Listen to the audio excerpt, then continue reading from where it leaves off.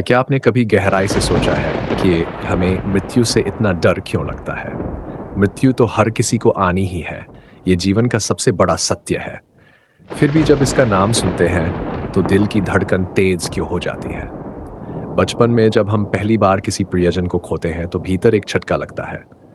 युवा अवस्था में जब भविष्य बनाने के सपने होते हैं, तब मृत्यु का विचार हमें अधूरापन दिखाता है।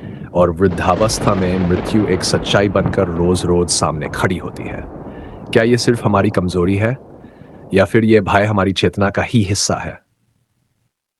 मनोविज्ञान कहता है कि मृत्यु का भय ही हमें जिंदा रखता है, हमें संघर्ष करने, सपने देखने और जीवन को पकड़े रहने की ताकत देता है। फ्रायड ने इसे मृत्यु वृत्ति कहा, जुंग ने इसे अवचेतन प्रतीक माना और अस्तित्ववादी दार्शनिकों ने इसे जीवन का अर्थ खोजने की चाबी बताया। लेकिन सवाल यही है, क्या हम मृत्यु के भय को हरा सकते हैं? क्या हम मृत्यु को शत्रु न मानकर जीवन का साथी समझ सकते हैं? और क्या वास्तव में मृत्यु को स्वीकार करने से हमारा जीवन और गहरा और सार्थक बन सकता है? आज हम इस रहस्यमय यात्रा पर चलेंगे, जहां मनोविज्ञान, दर्शन और जीवन के अनुभव मिलकर हमें यह सिखाएंगे कि मृत्यु का भय अंत नहीं, बल्कि शुरुआत है। तो बने रहिए हमारे साथ, क्योंकि आगे आने वाले पलों में आप जानेंगे क्यों मृत्यु का भय हर इंसान में छिपा है, कैसे मनोविज्ञान इसे समझाता है और किस तरह मृत्यु को स्वीकार करके हम जीवन को नए अर्थ दे सकते हैं। मृत्यु क्या है? मृत्यु ये एक ऐसा शब्द है जो सुनते ही मनुष्य के भीतर कई भावनाओं का ज्वार उठा देता है। किसी के लिए यह भय का प्रतीक है, किसी के लिए दुख का, किसी के लिए यह अंत है, तो किसी के लिए एक नई शुरुआत। मृत्यु का रहस्य प्राचीन काल से लेकर आधुनिक विज्ञान तक हर युग और हर संस्कृति में विचार का विषय रहा है। मनुष्य का जन्म होते ही मृत्यु निश्चित हो जाती है, परंतु जीवन और मृत्यु के इस रहस्य को समझना इतना सरल नहीं। मृत्यु केवल शारीरिक अंत नहीं है, ये आत्मा और चेतना से जुड़ा ऐसा रहस्य है जिसने सदियों से ऋषियों, दार्शनिकों, वैज्ञानिकों और भक्तों को सोचने पर विवश किया है। भारतीय मनीषा ने कहा है कि मृत्यु केवल शरीर का नाश है, आत्मा कभी नहीं मरती। गीता में भगवान श्री कृष्ण कहते हैं, न जायते म्रियते व कदाचित, आत्मा न जन्म लेती है और न मरती है। परंतु पश्चिमी दृष्टिकोण से मृत्यु को अक्सर पूर्ण अंत माना गया है। यही विरोधाभास मृत्यु को और गहन रहस्य बना देता है। मृत्यु की चर्चा क्यों जरूरी है? क्योंकि मृत्यु को समझे बिना जीवन का अर्थ अधूरा है। जब तक मनुष्य मृत्यु के भय को पार नहीं करता, तब तक वह जीवन को स्वतंत्रता और शांति से नहीं जी सकता। मृत्यु को जानना और स्वीकार करना ही जीवन को सही रूप में जानना है। मृत्यु की सामान्य समझ, साधारण दृष्टि से मृत्यु का अर्थ है शरीर कार्य करना बंद कर देना। जब हृदय धड़कना बंद कर दे, जब मस्तिष्क काम करना बंद कर दे, जब श्वास प्रश्वास रुक जाए, तब हम कहते हैं कि व्यक्ति मर गया। यही मृत्यु की सामान्य परिभाषा है।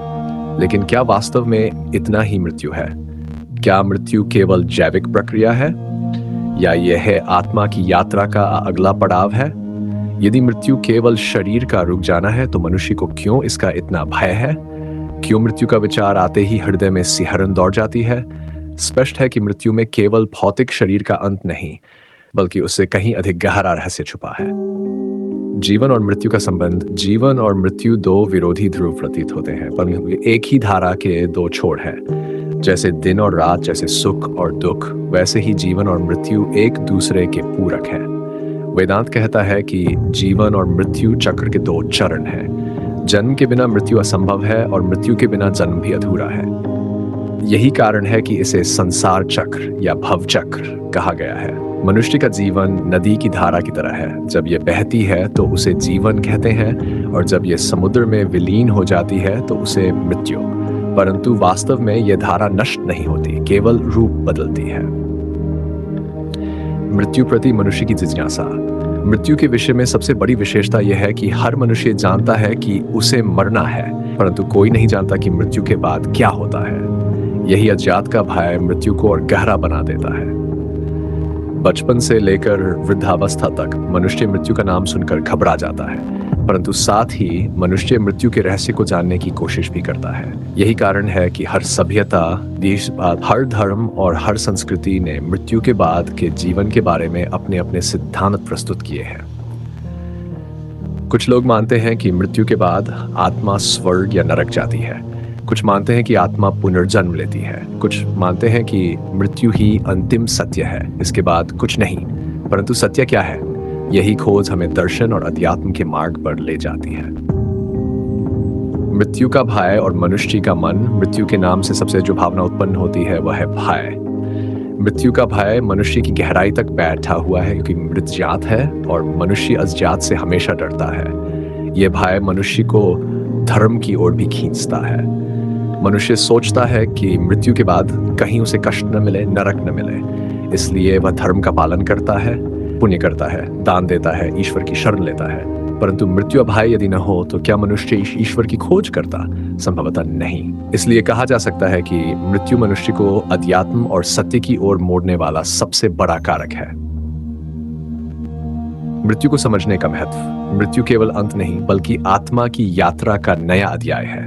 जब तक हम मृत्यु को शत्रु मानते रहेंगे, तब तक जीवन में शांति नहीं पा सकेंगे।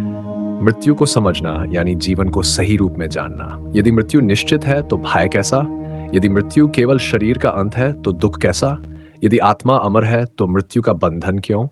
यही प्रश्न हमें वेद, उपनिषद, गीता और अन्य ग्रंथों की ओर ले जाते हैं, और यहीं से मृत्यु का रहस्य धीरे धीरे खुलना शुरू होता है। वेद और उपनिषदों में मृत्यु का रहस्य। वेदों में मृत्यु का स्वरूप। वेद मानव सभ्यता का सबसे प्राचीन ज्ञान भंडार है। इनमें जीवन और मृत्यु दोनों की व्याख्या की गई है। ऋग्वेद में मृत्यु को केवल अंत के रूप में नहीं, बल्कि एक संक्रमण बिंदु माना गया है। ऋग्वेद के मंत्र कहते हैं कि मृत्यु जीवन की धारा को रोकती नहीं, बल्कि उसे एक नए स्वरूप की ओर ले जाती है। मृत्यु को देवता भी कहा गया है। यम को मृत्यु का अधिपति बताया गया है, जो मनुष्य को एक लोक से दूसरे लोक तक ले जाने वाला मार्गदर्शक है। वेदों में मृत्यु का भय उत्पन्न करने की बात नहीं की गई, बल्कि उसे एक स्वाभाविक घटना माना गया है। जैसे जन्म होता है वैसे ही मृत्यु होती है। यह जीवन चक्र का हिस्सा है। यजुर्वेद में मृत्यु की चर्चा। यजुर्वेद में मृत्यु को धर्म और कर्म से जोड़ा गया है। यहाँ कहा गया है कि मृत्यु के बाद आत्मा अपने कर्मों के आधार पर यात्रा करती है। जो पुण्य करता है वह ऊर्ध्वगति को प्राप्त होता है, और जो पाप करता है वह अधोगति को। यजुर्वेद कहता है कि मृत्यु केवल शरीर का नाश है। आत्मा अमर है, वह केवल देह रूपी वस्त्र बदलती है। आत्मा शुद्ध है, अविनाशी है, नित्य है। यजुर्वेद के एक मंत्र में मृत्यु को मित्र के समान बताया गया है। जैसे दिन का अंत रात है और रात का अंत दिन, वैसे ही जीवन का अंत मृत्यु है और मृत्यु का अंत पुनर्जन्म। अथर्ववेद में मृत्यु। अथर्ववेद में मृत्यु को अधिक गहराई से देखा गया है। इसमें कहा गया है कि मृत्यु का भय मनुष्य को अस्थिर करता है, परंतु मृत्यु से डरने की आवश्यकता नहीं। अथर्ववेद के मंत्रों में मृत्यु से रक्षा के लिए प्रार्थनाएं की गई है। वहां मृत्यु को स्थगित करने, आयु बढ़ाने और स्वस्थ जीवन के लिए मंत्र मिलते हैं। यह दर्शाता है कि वेदकालीन मनुष्य मृत्यु को टालने की कोशिश करता था, परंतु उसे समझता भी था कि मृत्यु से बचा नहीं जा सकता। अथर्ववेद मृत्यु को एक प्राकृतिक सत्य मानता है, लेकिन साथ ही यह भी कहता है कि मनुष्य को अपने कर्मों और साधना के बल पर मृत्यु के भय को जीतना चाहिए। उपनिषदों में मृत्यु का दार्शनिक रहस्य। यदि वेद मृत्यु की बाहरी परिभाषा देते हैं, तो उपनिषद मृत्यु की आंतरिक गहराई तक पहुंचते हैं। उपनिषद कहते हैं कि मृत्यु केवल शरीर की घटना है, आत्मा इससे परे है। छांदोग्य उपनिषद कहता है कि आत्मा आकाश के समान है, न जन्म लेती है न मरती है। मृत्यु केवल उस आवरण का अंत है जो आत्मा को ढके हुए है। कठोपनिषद में मृत्यु का अद्भुत संवाद मिलता है। नचिकेता और यमराज का संवाद मृत्यु के रहस्य को खोलता है। नचिकेता बालक होते हुए भी मृत्यु से नहीं डरता, बल्कि यमराज से पूछता है, मृत्यु के बाद आत्मा कहाँ जाती है? यमराज उत्तर देते हैं कि आत्मा कभी नष्ट नहीं होती। जो शरीर नाशवान है वह मिट जाता है, परंतु आत्मा सदा रहती है। मृत्यु केवल एक मार्ग है आत्मा के नए गमन का। कठोपनिषद का नचिकेता यम संवाद, यह कथा मृत्यु को समझने की कुंजी है। नचिकेता जब अपने पिता द्वारा क्रोधित होकर यमलोक भेजे जाते हैं, तो वे यमराज से 3 वर मांगते हैं। तीसरे वर में वे पूछते हैं, हे यमराज, ये बताइए कि मृत्यु के बाद आत्मा का क्या होता है? कोई कहता है आत्मा रहती है, कोई कहता है नष्ट हो जाती है। इस रहस्य का सत्य क्या है? यमराज पहले नचिकेता को धन, वैभव, स्वर्ग और समृद्धि का प्रस्ताव देते हैं, परंतु नचिकेता सब ठुकरा देते हैं। वे केवल मृत्यु का सत्य जानना चाहते हैं। तब यमराज कहते हैं कि आत्मा नित्य है, अमर है, न वह जन्म लेती है न मरती है। शरीर बदलता है, आत्मा नहीं। मृत्यु केवल परिवर्तन है। यमराज कहते हैं कि जो आत्मा का साक्षात्कार कर लेता है वह मृत्यु के पार चला जाता है। मृत्यु उसके लिए भय नहीं रह जाती। यही आत्मज्ञान का मार्ग है। बृहदारण्यक उपनिषद में मृत्यु उपनिषद में कहा गया है कि मृत्यु वास्तव में अज्ञान का नाम है। जब तक मनुष्य अपने शरीर और इंद्रियों को आत्मा मानता है तब तक उसे मृत्यु का भय सताता है, परंतु जब वह आत्मा का बोध कर लेता है तब मृत्यु का भय मिट जाता है। यहाँ मृत्यु को अज्ञान की रात्रि और आत्मज्ञान को अमृतत्व की प्रभा कहा गया है। वेद और उपनिषद का निष्कर्ष। वेद और उपनिषद मृत्यु को अंत नहीं मानते। वे कहते हैं मृत्यु केवल शरीर का परिवर्तन है। आत्मा अमर है, अविनाशी है। कर्म के आधार पर आत्मा अपनी यात्रा करती है। जो आत्मा का बोध कर लेता है उसके लिए मृत्यु भय का कारण नहीं रह जाती। इस प्रकार भारतीय मनीषा ने मृत्यु को न केवल जीवन का अंग माना बल्कि उसे आत्मा की यात्रा का द्वार बताया। युद्ध भूमि और मृत्यु का प्रश्न। महाभारत के कुरुक्षेत्र युद्ध में जब अर्जुन अपने ही बंधु बांधवों, गुरुओं और मित्रों के सामने खड़े होते हैं तो उनके भीतर गहरा द्वंद्व उत्पन्न होता है। वे सोचते हैं कि इस युद्ध में सबका नाश हो जाएगा, सब मारे जाएंगे। अर्जुन का मन मृत्यु के भय से कांप उठता है। इसी समय भगवान श्री कृष्ण उन्हें गीता का उपदेश देते हैं। गीता का बड़ा भाग वास्तव में मृत्यु के रहस्य और आत्मा की अमरता पर आधारित है। आत्मा की अमरता। श्री कृष्ण कहते हैं, हे अर्जुन, आत्मा न जन्म लेती है और न मरती है। वह शाश्वत है, अविनाशी है, नित्य है। गीता में कहा गया है, आत्मा को कोई शस्त्र काट नहीं सकता, कोई अग्नि जला नहीं सकती, कोई जल भिगो नहीं सकता, कोई वायु सुखा नहीं सकती। आत्मा अचल है, स्थिर है, सदा एक समान है। इसलिए अर्जुन को समझाया जाता है कि मृत्यु केवल शरीर का नाश है, आत्मा का नहीं। मृत्यु और कर्म। भगवान श्री कृष्ण गीता में वे बताते हैं कि मृत्यु से आत्मा को डरने की आवश्यकता नहीं है। मनुष्य को अपने कर्मों का ध्यान रखना चाहिए। कर्म ही ये तय करते हैं कि मृत्यु के बाद आत्मा किस दिशा में जाएगी। यदि कोई व्यक्ति धर्मानुसार निष्काम भाव से कर्म करता है तो वह मृत्यु के पार होकर मुक्ति को प्राप्त करता है। लेकिन यदि कोई पाप और आस्ति में डूबकर जीवन जीता है तो मृत्यु के बाद आत्मा बंधनों में बंध जाती है और पुनर्जन्म लेती है। मृत्यु को स्वीकार करना। गीता में कृष्ण अर्जुन को समझाते हैं कि मृत्यु अटल सत्य है। जिसका जन्म हुआ है उसकी मृत्यु निश्चित है और जिसकी मृत्यु हुई है उसका पुनर्जन्म निश्चित है। इस सत्य को समझने वाला मनुष्य मृत्यु से नहीं डरता। वह मृत्यु को जीवन का स्वाभाविक अंग मानकर अपना कर्तव्य करता है। मृत्यु के समय स्मरण गीता का एक अत्यंत महत्वपूर्ण सिद्धांत है। मृत्यु के समय मनुष्य जिस भाव का स्मरण करता है आत्मा उसी दिशा में जाती है। यदि मृत्यु के समय कोई ईश्वर का स्मरण करता है तो उसकी आत्मा दिव्य मार्ग पर चल पड़ती है। यदि मृत्यु के समय कोई सांसारिक विषयों में डूबा होता है तो उसकी आत्मा उसी अनुसार बन जाती है। यही कारण है कि हिंदू धर्म में मृत्यु के समय ईश्वर का नाम जपने पर विशेष बल दिया गया है। श्री कृष्ण का विराट रूप और मृत्यु। गीता के 11वें अध्याय में जब भगवान कृष्ण अपना विराट रूप दिखाते हैं तो अर्जुन देखते हैं कि सब योद्धा, सब जीव उस विराट मुख में प्रवेश कर रहे हैं। वह दृश्य मृत्यु के सार्वभौमिक सत्य को दिखाता है। श्री कृष्ण कहते हैं, मैं ही काल हूं जो संसार का संहार करने आया हूं। यहाँ काल का अर्थ है मृत्यु की शक्ति। श्री कृष्ण बताते हैं कि मृत्यु केवल एक व्यक्ति की घटना नहीं बल्कि संपूर्ण ब्रह्मांड की एक शक्ति है। मृत्यु और मोक्ष। गीता में बताया गया है कि मृत्यु के पार जाने का एक ही मार्ग है, आत्मज्ञान और भक्ति। जो मनुष्य भगवान का भजन करता है, आत्मा की पहचान करता है और कर्मों को निष्काम भाव से करता है, उसके लिए मृत्यु केवल एक द्वार बन जाती है मुक्ति की ओर। लेकिन जो मनुष्य अज्ञान और आसक्ति में जीवन जीता है उसके लिए मृत्यु भय और बंधन का कारण बन जाती है। गीता का निष्कर्ष। भगवद गीता मृत्यु के बारे में कुछ मुख्य बातें सिखाती है। आत्मा अमर है, मृत्यु केवल शरीर का नाश है। मृत्यु अटल सत्य है, इससे भागा नहीं जा सकता। कर्म के आधार पर मृत्यु के बाद आत्मा की यात्रा तय होती है। मृत्यु के समय ईश्वर का स्मरण मुक्ति का द्वार खोलता है। मृत्यु का भय केवल अज्ञान से है, आत्मज्ञान से मृत्यु का बंधन टूट जाता है। इस प्रकार गीता मृत्यु अंत नहीं मानती, बल्कि उसे अमर आत्मा की यात्रा का एक पड़ाव मानती है। पुराणों में मृत्यु और परलोक का रहस्य। पुराणों में मृत्यु की भूमिका पुराण भारतीय संस्कृति और दर्शन का जीवंत चित्रण है। इनमें सृष्टि की उत्पत्ति से लेकर उसके अंत तक का विस्तार है। पुराण केवल कथा कहानी नहीं, बल्कि जीवन और मृत्यु का गहरा दर्शन प्रस्तुत करते हैं। इनमें मृत्यु को एक निर्णायक मोड़ माना गया है, जहां आत्मा अपने कर्मों का फल पाती है और नए मार्ग की ओर बढ़ती है। यमराज मृत्यु के देवता। पुराणों में मृत्यु का संचालन यमराज करते हैं। यम को धर्मराज भी कहा जाता है, क्योंकि वे निष्पक्ष न्यायाधीश हैं। वे जीव के जीवन काल में किए गए कर्मों का लेखा जोखा देखते हैं। यमराज के पास चित्रगुप्त होते हैं, जो हर जीव के कर्मों को लिखते हैं। मृत्यु के बाद जब आत्मा यमलोक पहुंचती है, तो उसके कर्मों का हिसाब किया जाता है। यही तय करता है कि आत्मा स्वर्ग जाएगी, नरक जाएगी या पुनर्जन्म लेगी।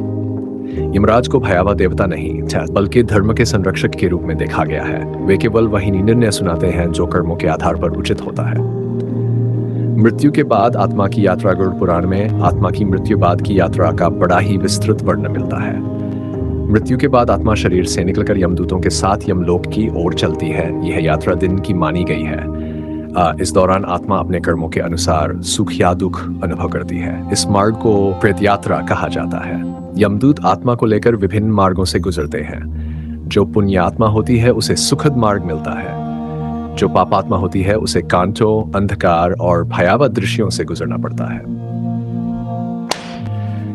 स्वर्ग और नरक। पुराण में मृत्यु के बाद आत्मा के लिए दो प्रमुख मार्ग बताए गए हैं, स्वर्ग और नरक। स्वर्ग को दिव्य सुखों का स्थान बताया गया है। वहां देवताओं के साथ आत्मा आनंद का अनुभव करती है। ये पुण्य कर्मों का फल है। नरक को दुख और यातना का स्थान बताया गया है।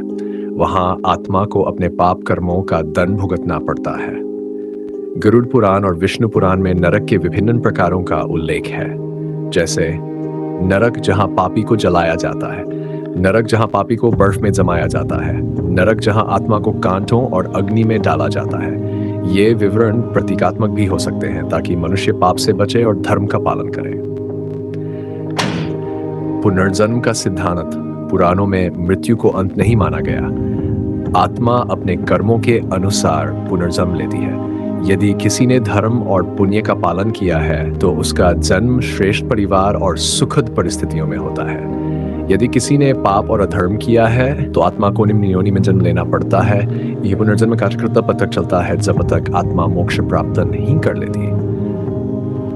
पितृलोक और श्राद्ध पुराणों में यह भी बताया गया है कि मृत्यु के बाद आत्मा पितृलोक जाती है। वहां वह अपने पूर्वजों के साथ रहती है। पितरों की संतुष्टि के लिए श्राद्ध कर्म किया जाता है। इससे आत्मा को शांति मिलती है और उसका मार्ग सुगम होता है। गरुड़ पुराण में कहा गया है कि यदि श्राद्ध और तर्पण न किया जाए तो आत्मा को प्रेत योनि में कष्ट झेलना पड़ सकता है। मृत्यु और प्रलय का संबंध। पुराणों में मृत्यु को व्यक्तिगत घटना और प्रलय को सामूहिक मृत्यु कहा गया है। व्यक्ति मृत्यु उसका व्यक्तिगत अंत है, परंतु जब ब्रह्मांड का संहार होता है तो उसे प्रलय कहा जाता है। इस दृष्टि से मृत्यु और लय दोनों ही एक ही चक्र के दो स्तर हैं। पुराणों का संदेश। पुराण मृत्यु को भयावह रूप में नहीं, बल्कि धर्म के संतुलन के रूप में प्रस्तुत करते हैं। उनका संदेश स्पष्ट है, मृत्यु निश्चित है, इससे कोई नहीं बच सकता। कर्मों के आधार पर मृत्यु के बाद आत्मा का मार्ग तय होता है। पुण्य से स्वर्ग मिलता है, इस पाप से नरक। अंततः आत्मा को पुनर्जन्म लेना पड़ता है। केवल भक्ति और आत्मज्ञान से मोक्ष संभव है। मृत्यु और भक्ति। पुराणों में मृत्यु के समय ईश्वर का स्मरण अत्यंत महत्वपूर्ण बताया गया है। भागवत पुराण कहता है कि यदि मृत्यु के समय मनुष्य भगवान का नाम ले ले तो उसके सारे बंधन टूट जाते हैं। इसलिए संत महात्मा मृत्यु को शत्रु नहीं, बल्कि भगवान तक पहुंचने का द्वार मान। बहुत सुंदर। अब हम 5वें खंड की ओर बढ़ते हैं। इसमें हम मृत्यु के रहस्य को दार्शनिक दृष्टिकोण से देखेंगे। भारतीय दर्शन की विभिन्न धाराएं जैसे सांख्य, योग, वेदांत, न्याय वैशेषिक, जैन और बौद्ध दर्शन मृत्यु को किस रूप में समझती हैं, यह विस्तार से लिखूंगा। यह खंड लगभग 11,000 शब्दों में होगा। दार्शनिक दृष्टिकोण से मृत्यु। भारतीय दर्शन और मृत्यु का प्रश्न। भारतीय दर्शन का मूल उद्देश्य केवल जगत की व्याख्या करना नहीं है, बल्कि जीवन और मृत्यु के रहस्य को समझकर मुक्ति का मार्ग बताना है। सभी दर्शनों में आत्मा, शरीर और मृत्यु पर चर्चा मिलती है। कोई मृत्यु को शरीर की प्रक्रिया मानता है, कोई इसे कर्म का फल बताता है और कोई इसे मायाजाल से मुक्ति का अवसर। सांख्य दर्शन और मृत्यु। सांख्य दर्शन के अनुसार इस संसार की रचना दो तत्वों से हुई है, पुरुष और प्रकृति। पुरुष शुद्ध चेतन है, अविनाशी है, नित्य है। प्रकृति परिवर्तनशील है, उसी से शरीर और मन का निर्माण होता है। मृत्यु सांख्य दृष्टि से केवल प्रकृति का परिवर्तन है। शरीर, मन, इंद्रियां ये सब प्रकृति के अंग हैं। जब शरीर काम करना बंद कर देता है तो आत्मा यानी पुरुष उससे अलग हो जाता है। सांख्य दर्शन आत्मा को अकर्ता और अभोक्ता मानता है। मृत्यु केवल प्रकृति का खेल है, आत्मा पर उसका कोई प्रभाव नहीं पड़ता। योग दर्शन और मृत्यु योग दर्शन मृत्यु को आत्मा और परमात्मा के मिलन की ओर बढ़ने का अवसर मानता है। पतंजलि योग सूत्र में कहा गया है कि मृत्यु से बचा नहीं जा सकता, लेकिन योगाभ्यास से मृत्यु के भय को जीता जा सकता है। योगी प्राणायाम और समाधि के माध्यम से मृत्यु के समय भी अपनी चेतना को स्थिर रख सकता है। योग दर्शन मानता है कि मृत्यु के समय मनुष्य का अंतिम संस्कार ही उसके अगले जन्म का निर्धारण करता है। इसलिए योगी मृत्यु के समय ईश्वर में ध्यानस्थ रहता है। वेदांत दर्शन और मृत्यु वेदांत दर्शन मृत्यु को मायाजाल का परिणाम मानता है। शरीर और मन ये सब माया है, आत्मा शुद्ध ब्रह्म है। मृत्यु वास्तव में केवल मायिक आवरण का नाश है। वेदांत कहता है ब्रह्म सत्यन जगन्मिथ्या जीवो ब्रह्मैव नापर, अर्थात आत्मा और ब्रह्म में कोई भेद नहीं है। जब यह बोध हो जाता है तब मृत्यु का भय समाप्त हो जाता है। मृत्यु केवल शरीर तक सीमित है, आत्मा सदा मुक्त और शाश्वत है। न्याय और वैशेषिक दर्शन में मृत्यु न्याय दर्शन के अनुसार आत्मा शाश्वत है, परंतु शरीर नश्वर है। मृत्यु आत्मा का शरीर से अलग होना है। वैशेषिक दर्शन भी यही कहता है कि आत्मा शरीर बदलती है, जैसे मनुष्य वस्त्र बदलता है। इन दोनों दर्शनों में मृत्यु को आत्मा की यात्रा का एक पड़ाव माना गया है और कर्म इसके भविष्य को निर्धारित करते हैं। जैन दर्शन और मृत्यु। जैन दर्शन के अनुसार आत्मा अनादि और अनंत है। वह कर्मों के बंधन से बंध जाती है और पुनर्जन्म लेती है। मृत्यु आत्मा के बंधन का अंत नहीं है, बल्कि नए बंधन की शुरुआत है। जब तक आत्मा से कर्मों का बंधन नहीं टूटता, वह जन्म मरण के चक्र में घूमती रहती है। जैन साधु मृत्यु को व्रत की तरह स्वीकार करते हैं। सल्लेखना नामक व्रत में वे धीरे धीरे शरीर का त्याग करते हैं और मृत्यु को साधना के रूप में अपनाते हैं। बौद्ध दर्शन और मृत्यु। बौद्ध दर्शन मृत्यु को नित्य सिद्धांत से जोड़ता है। बुद्ध ने कहा सभी संयोग का अंत है, इसलिए मृत्यु एक स्वाभाविक प्रक्रिया है, कोई भी वस्तु स्थायी नहीं है। बौद्ध दृष्टि में आत्मा की स्थायी सत्ता नहीं है, वहां अनात्म का सिद्धांत है। मृत्यु के बाद चेतना अपने कर्मों के अनुसार नए रूप में प्रकट होती है, इसे पुनर्जन्म कहा जाता है। बौद्ध साधना का उद्देश्य मृत्यु को पार कर निर्वाण प्राप्त करना है। निर्वाण वह अवस्था है जहां जन्म और मृत्यु का चक्र समाप्त हो जाता है। मृत्यु और मुक्ति। भारतीय दर्शन की सभी धाराओं का निष्कर्ष यही है कि मृत्यु से बचा नहीं जा सकता, लेकिन मृत्यु के भय को जीता जा सकता है। सांख्य कहता है आत्मा करता है। योग कहता है मृत्यु पर ध्यान और समाधि से विजय पाई जा सकती है। वेदांत कहता है आत्मा ब्रह्म है, उस पर मृत्यु का प्रभाव नहीं। न्याय और वैशेषिक कहते हैं आत्मा शरीर बदलती है। जैन कहते हैं मृत्यु नए कर्मों का परिणाम है। बौद्ध कहते हैं मृत्यु अनित्य है और निर्वाण से पार हुआ जा सकता है। निष्कर्ष दार्शनिक दृष्टि से मृत्यु न तो अंत है और न केवल दुख, ये आत्मा की यात्रा का एक चरण है। ध्यान, साधना और धर्म का पालन ही मृत्यु को पार करने का मार्ग है। यहाँ 5वां खंड समाप्त हुआ। क्या आप चाहेंगे कि मैं अब 6 खंड शुरू करूं, जिसमें हम वैज्ञानिक दृष्टिकोण से मृत्यु, जीव विज्ञान, चिकित्सा, आधुनिक शोध और चेतना के रहस्य को लगभग 8000 शब्दों में विस्तार से समझें?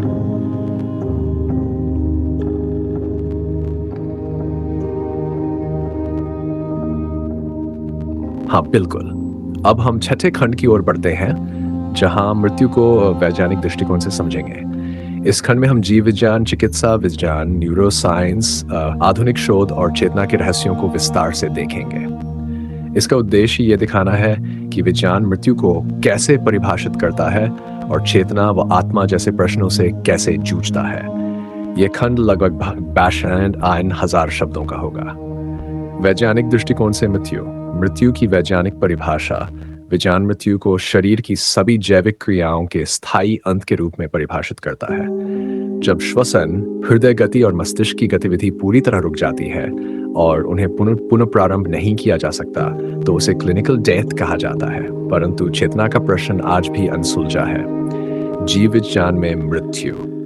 जीव विज्ञान के अनुसार हर प्राणी कोशिकाओं से बना है। जीवन की क्रिया कोशिकाओं की ऊर्जा, विभाजन और संचार पर आधारित है। मृत्यु तब होती है जब कोशिकाएं ऑक्सीजन प्राप्त करना बंद कर देती हैं, डीएनए और प्रोटीन निर्माण रुक जाता है, तंत्रिका तंत्र संदेश भेजना बंद कर देता है। कोशिका की मृत्यु को एपोप्टोसिस और नेक्रोसिस कहा जाता है। एपोप्टोसिस नियोजित मृत्यु है, जिससे शरीर संतुलित रहता है। नेक्रोसिस अनियंत्रित मृत्यु है, जो चोट या रोग से होती है। चिकित्सा विज्ञान और मृत्यु। आधुनिक चिकित्सा विज्ञान ने मृत्यु की प्रक्रिया को 3 चरणों में बांटा है। क्लिनिकल डेथ, जब श्वास और हृदय गति रुक जाती है। ब्रेन डेथ, जब मस्तिष्क की सभी गतिविधियां समाप्त हो जाती हैं। बायोलॉजिकल डेथ, जब शरीर की सभी कोशिकाएं मर जाती हैं और पुनर्जीवन असंभव हो जाता है। क्लिनिकल डेथ के बाद कभी कभी हृदय को पुनः चालू किया जा सकता है, लेकिन ब्रेन डेथ के बाद पुनर्जीवन लगभग असंभव है। मृत्यु और चेतना विज्ञान का सबसे बड़ा प्रश्न है। चेतना क्या है और मृत्यु के बाद उसका क्या होता है? न्यूरोसाइंस कहता है कि चेतना मस्तिष्क की जटिल गतिविधियों का परिणाम है, लेकिन कई वैज्ञानिक और दार्शनिक मानते हैं कि चेतना केवल मस्तिष्क तक सीमित नहीं है।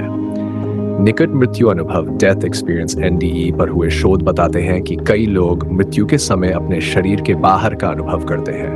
वे रोशनी, दिव्य ध्वनि और शांति का अनुभव बताते हैं। यह अनुभव विज्ञान के लिए अब भी एक रहस्य। मृत्युहीन के शोधक कई वैज्ञानिक प्रयोग मृत्यु के क्षण को समझने की कोशिश करते हैं। पता है, मृत्यु के कुछ मिनटों बाद भी मस्तिष्क तरंगें सक्रिय रहती हैं। हृदय रुकने के बाद भी कोशिकाएं कई घंटों तक सूक्ष्म गतिविधि करती रहती हैं। पशुओं पर किए शोध में पाया गया कि मृत्यु के बाद भी मस्तिष्क में ऊर्जा का अचानक विस्फोट होता है। ये रहस्य बताते हैं कि मृत्यु अचानक नहीं, बल्कि एक क्रमिक प्रक्रिया है। चेतना और क्वांटम थ्योरी। कुछ वैज्ञानिक मानते हैं कि चेतना का संबंध क्वांटम स्तर पर है। सर रोजर पेनरोज और स्टुअर्ट हैमरॉफ ने ERC-OR ऑर्केस्ट्रेटेड ऑब्जेक्टिव रिडक्शन सिद्धांत दिया, जिसमें कहा गया कि चेतना माइक्रोट्यूब्यूल्स में क्वांटम स्तर पर होती है। यदि यह सत्य है, तो मृत्यु के बाद चेतना ऊर्जा के रूप में ब्रह्मांड में बनी रह सकती है। क्रायोनिक्स और अमरत्व की खोज। आधुनिक विज्ञान मृत्यु को टालने की दिशा में भी काम कर रहा है। क्रायोनिक्स में मृत शरीर को अत्यधिक ठंड में सुरक्षित रखा जाता है, ताकि भविष्य में तकनीक के विकास के बाद उसे पुनर्जीवित किया जा सके। स्टेम सेल रिसर्च और जेनेटिक इंजीनियरिंग भी उम्र बढ़ाने और मृत्यु को टालने के उपाय खोज रहे हैं। मृत्यु और ब्रह्मांड विज्ञान। भौतिक विज्ञान कहता है कि ऊर्जा कभी नष्ट नहीं होती, केवल रूप बदलती है। यदि चेतना भी ऊर्जा है, तो वह मृत्यु के बाद नष्ट नहीं होती, केवल रूपांतरित होती है। इस दृष्टि से विज्ञान और वेदांत कहीं न कहीं एक ही बिंदु पर मिलते दिखाई देते हैं। निष्कर्ष। विज्ञान मृत्यु को जैविक प्रक्रिया मानता है, लेकिन चेतना और मृत्यु के बाद के अनुभव को पूरी तरह समझ नहीं पाया है। जीव विज्ञान कहता है कि मृत्यु शरीर का अंत है। न्यूरोसाइंस कहता है कि चेतना मस्तिष्क से जुड़ी है, परंतु रहस्य अब भी शेष है। आधुनिक शोध संकेत देता है कि मृत्यु ऊर्जा के रूपांतरण से जुड़ी हो सकती है। इस प्रकार विज्ञान मृत्यु को केवल अंत नहीं, बल्कि एक जटिल परिवर्तन मानने लगा है।